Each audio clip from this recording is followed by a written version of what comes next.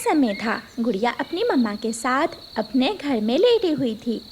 मम्मा, क्या परियों का देश सच में होता है? हाँ गुड़िया बेटी, जैसे हम पक्षी अपनी दुनिया में रहते हैं, ऐसे ही परियां भी अपने देश में रहती हैं। कुछ परियां फूलों में रहती हैं, कुछ बादलों में और कुछ वीराने में। मम्मा, मेरा परियों से मिलने को बहुत दिल करता है। काश मैं भी एक छोटी सी परी होती। मेरे भी पंख परियों की तरह होते, सफ़ेद, और मेरे पास उनकी तरह एक जादुई छड़ी होती। अपनी मम्मा से बातें करते करते गुड़िया सो जाती है। दूसरे दिन गुड़िया को अपनी मम्मा के साथ उड़ना सीखने जाना था। गुड़िया की मम्मा गुड़िया को बड़े पेड़ के पास ले जाती है। जग्गू बेटा, वो देखो, गुड़िया भी उड़ना सीखने आई है। तुमने गुड़िया से पहले उड़ना सीखना है और मेरा नाम रोशन करना है। मम्मा देखना, मैं गुड़िया से ज़्यादा तेज उड़ूंगा और अच्छे से उड़ना सीखूंगा। गुड़िया भी अपनी पहली उड़ान लेती है और जग्गू भी। गुड़िया और जग्गू दोनों एक दूसरे से आगे बढ़ना चाहते थे। गुड़िया, गुड़िया बेटी, ज़्यादा दूर मत जाओ, वापिस आ जाओ। मगर गुड़िया आगे जाने के बजाय ऊपर से ऊपर होती जाती है और वो उड़ती हुई बादलों तक पहुंच जाती है। मम्मा, मम्मा, गुड़िया तो बादलों में चली गई है, वो कभी वापस नहीं आएगी। जग्गू बेटा, मेरी गुड़िया कहाँ है? वो लौट कर नहीं आई। जग्गू कहता है कि तुम्हारी गुड़िया कुछ ज़्यादा ही ऊंचाई में चली गई है और वो बादलों से भी ऊपर चली गई है। ये सुनकर मम्मा चिड़िया रोने लग जाती है। गुड़िया मेरी बेटी, ये क्या हुआ? पहले ही दिन आप मुझसे बिछड़ गई। मेरी बेटी वापिस आ जाओ, मैं मर जाऊंगी तुम्हारे बिना। चिड़िया, अब तो तेरी बेटी कभी भी जिंदा नहीं बचेगी, वो मर जाएगी, क्योंकि आज तक बादलों में जाने वाला पक्षी लौटकर जिंदा वापस नहीं आया। गोरी अपने बेटे जग्गू को लेकर घर चली जाती है और माँ चिड़िया वहाँ बैठकर रोती रहती है। ये मैं कहाँ आ गई हूँ? ये धुआं ही धुआं, शायद ये तो बादल है। गुड़िया खुद से ऐसे बातें करती है। फिर उसे अपनी मम्मा की याद आती है और वो एक बादल पर बैठे बैठे रोने लगती है। मम्मा, मम्मा, मेरे पास आ जाओ, मुझे डर लग रहा है। छोटी चिड़िया, तुम इतनी ऊंचाई पर क्यों आई? अब यहाँ से लौट कर जाना बहुत मुश्किल है। हाँ, मगर मुझे एक ऐसी दुनिया का पता है जहाँ परियां रहती हैं। मैं तुम्हें परियों के देश में पहुँचा देता हूँ। शायद वो परियां तुम्हारी मदद कर दें। बादल अंकल, आप मुझे परियों के देश में ही ले जाएं। वहाँ ज़रूर कोई मेरी मदद करेगा। फिर वो बादल हवाओं में उड़ता हुआ गुड़िया को परियों के देश में ले जाता है। अब मुझे वापस जाना होगा क्योंकि मैं यहाँ ज़्यादा देर तक नहीं रह सकता। फिर वो बादल वहाँ से वापस चला जाता है। यहाँ तो कोई परी नहीं है, यहाँ तो मैं अकेली हूँ। हर तरफ फल ही फल और फूल ही फूल थे। गुड़िया को भूख लगी हुई थी। गुड़िया सामने वाले पेड़ से एक मीठा फल तोड़कर खाने लगती है। थोड़ी देर बाद वहाँ एक छोटी सी परी आ जाती है। चिड़िया, तुम चिड़िया हो? हाँ, मैं किसी को देख रही थी, माफ़ करना, मैंने पूछे बिना यहाँ से फल खा लिया। मैंने पहली बार किसी को यहाँ देखा है। चिड़िया, आप यहाँ कैसे आई हो? गुड़िया छोटी परी को सारी बात बताती है। और वो बादल मुझे यहाँ छोड़कर चला गया। प्लीज मेरी मदद करें, मुझे किसी तरह मेरे घर पहुँचा दें। मेरी मम्मा मेरा इंतज़ार कर रही होंगी। मैं तो बहुत छोटी हूँ, मैंने भी आज पहली बार ही उड़ना सीखा है। आप मेरे साथ मेरे घर आइए, मम्मा बताएंगी कि अब हमें क्या करना होगा। फिर गुड़िया छोटी परी के साथ उसके घर चली जाती है। आप बहुत सुंदर हो छोटी चिड़िया। आंटी परी, मुझे मेरे घर वापस जाना है, मुझे मम्मा की चिंता हो रही है, मम्मा परेशान होंगी। बेटी चिड़िया, हम अपने देश से दूसरे देश में नहीं जाती, मगर मैं किसी तरह आपको आपके घर तक ज़रूर पहुंचाऊंगी। सारी रात गुड़िया छोटी परी से बैठी बातें करती रहती है। क्या आपको कभी आपकी मम्मा से मार पड़ी है?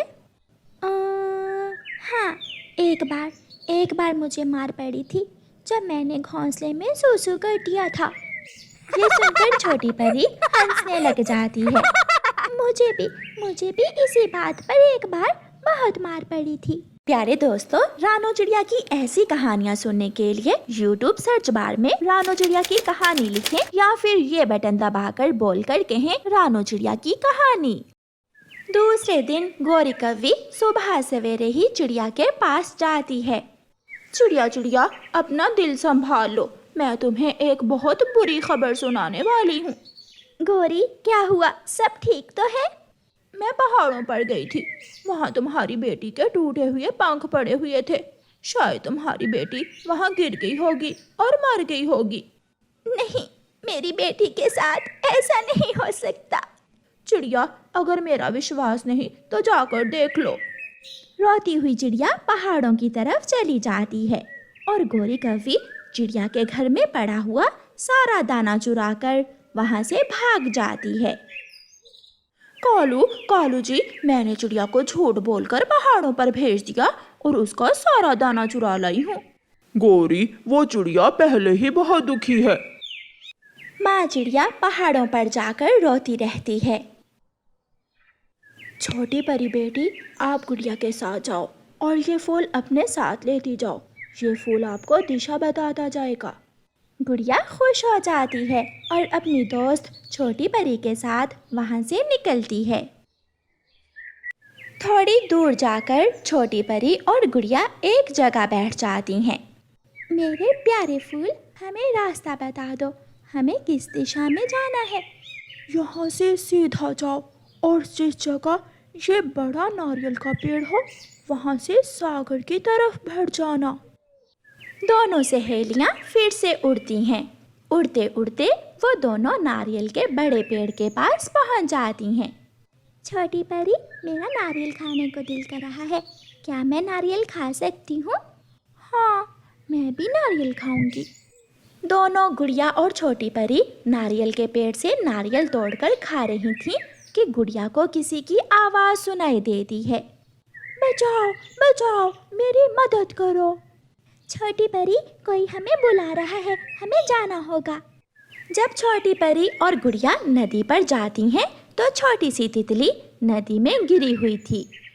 गुड़िया, मैं नदी में नहीं जा सकती, अगर मेरे पंख भीगे तो मैं मर जाऊंगी।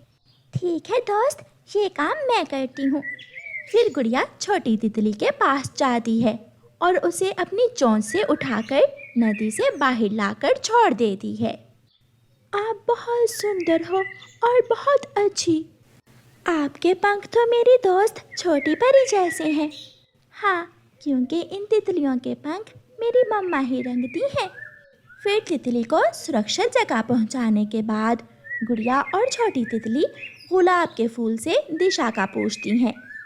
सागर के सामने जो जंगल आएगा वो गुड़िया का जंगल ही है।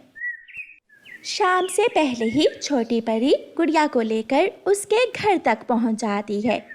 मम्मा चिड़िया अपने घर के बाहर बैठी हुई थी। गुड़िया पीछे से जाकर अपनी मम्मा को आवाज़ देती है। मम्मा, मैं आ गई। मम्मा चिड़िया की तो खुशी से चीख ही निकल जाती है। गुड़िया, गुड़िया मेरी बेटी, मुझे विश्वास था कि मेरी बेटी ज़रूर लौट कर आएगी। फिर छोटी परी गुड़िया का घर देखती है और गुड़िया की मम्मा उन दोनों को मीठा लाल शरबत बनाकर पिलाती है। ऐसे गुड़िया सुरक्षित घर पहुंच जाती है।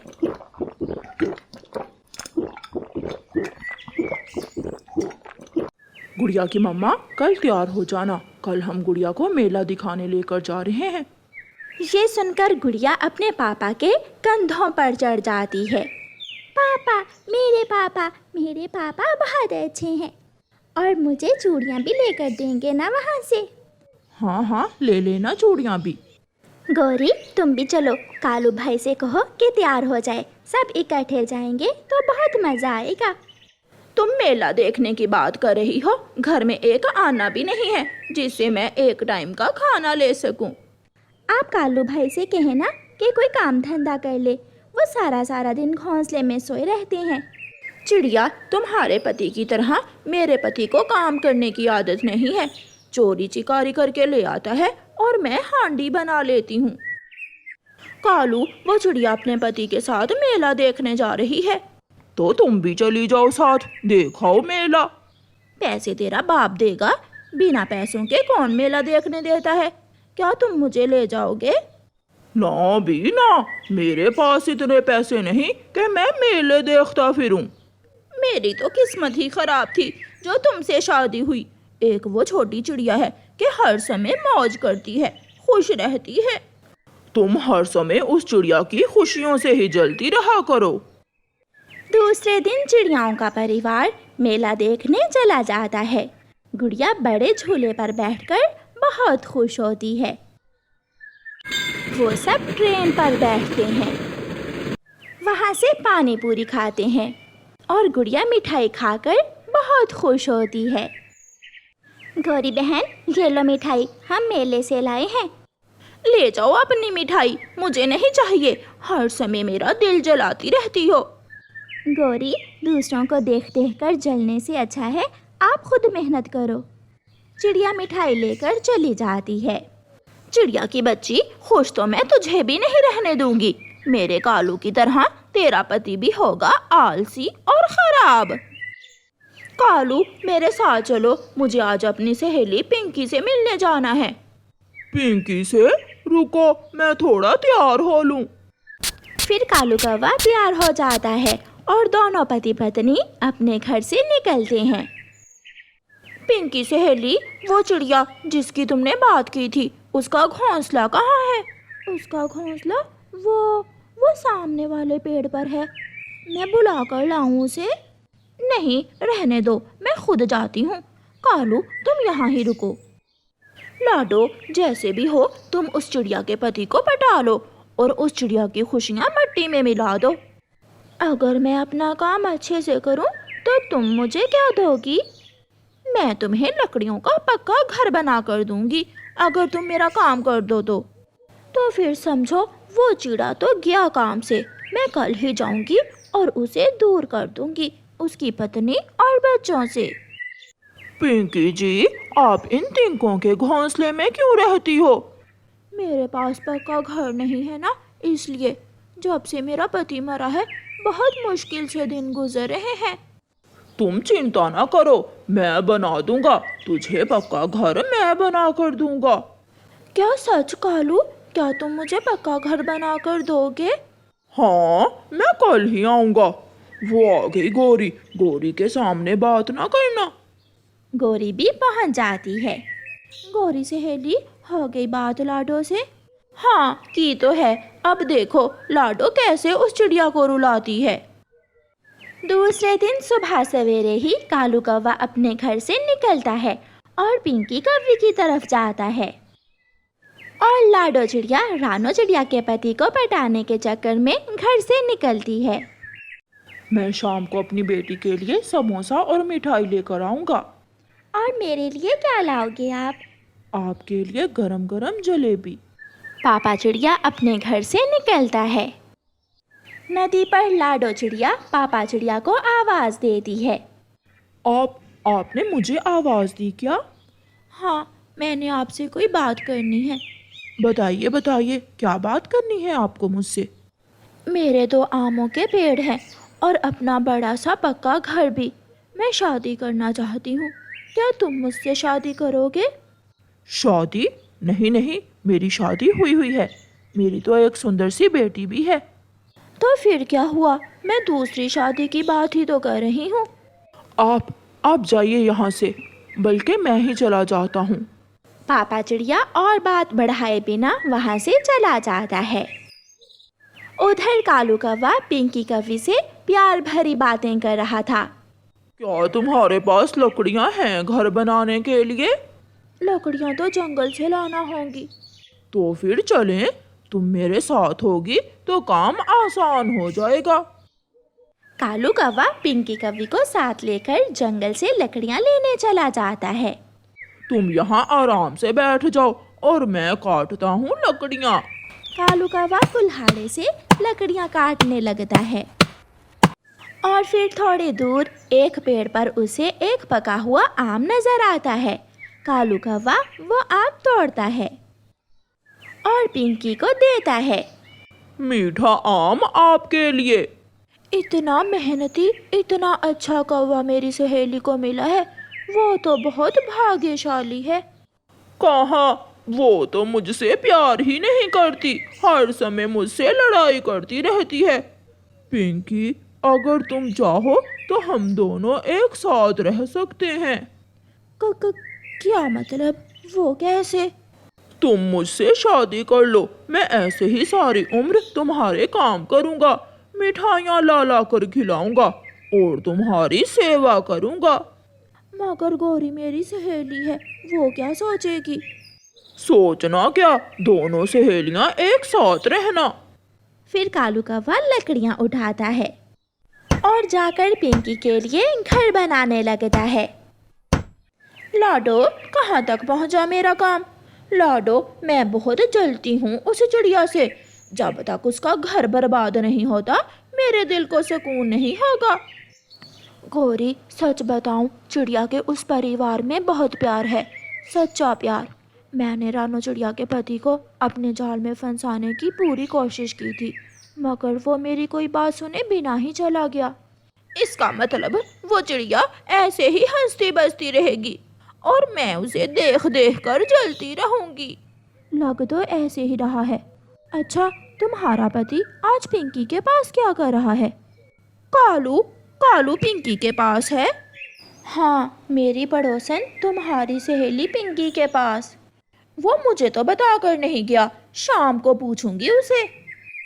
पिंकी, छोड़ो इस घर को, अगर मुझसे शादी करनी ही है तो आज ही कर लो, मैं समझा लूंगा गौरी को। अगर गौरी ने मुझसे लड़ाई की तो मैं एक दिन भी तुम्हारे घर में नहीं रहूंगी। ऐसा कभी नहीं होगा। फिर कालू कौवा पिंकी से शादी कर लेता है और ब्याह कर उसे अपने साथ ले जाता है। कालू, ये क्या है? पिंकी, तुम इन शादी वाले कपड़ों में? तुम अपने पति जी से ही पूछ लो। ये मेरी दूसरी पत्नी है, मैंने पिंकी से शादी कर ली है। ये सुनकर गौरी के तो होश ही उड़ जाते हैं। कालू, तुमने दूसरी शादी कर ली और मुझे बताया ही नहीं। और बेगैरत कौवी, तू तो मेरी सहेली थी। बस बस गौरी, बस बहुत हो गया। अगर मेरी दूसरी पत्नी जी के बारे में एक शब्द भी जुबान से निकाला तो जुबान खींच लूंगा मैं तुम्हारी। पति जी, इतना भी ना डांटे मेरी सौतन को, सहेली है मेरी आखिर। गौरी अपना सर पकड़कर बैठ जाती है। ना मैं चिड़िया के पति की दूसरी शादी करवाने के लिए तुम्हारे पास जाती और ना आज मेरे पति की दूसरी शादी होती।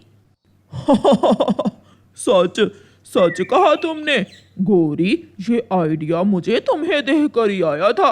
कैसा लगा मेरा ये सरप्राइज? बहुत अच्छा लगा, जो बोया वो काटना तो होगा। फिर गौरी कौवी रोने लग जाती है और दुखी हो जाती है और अपने किए पर पछताती है।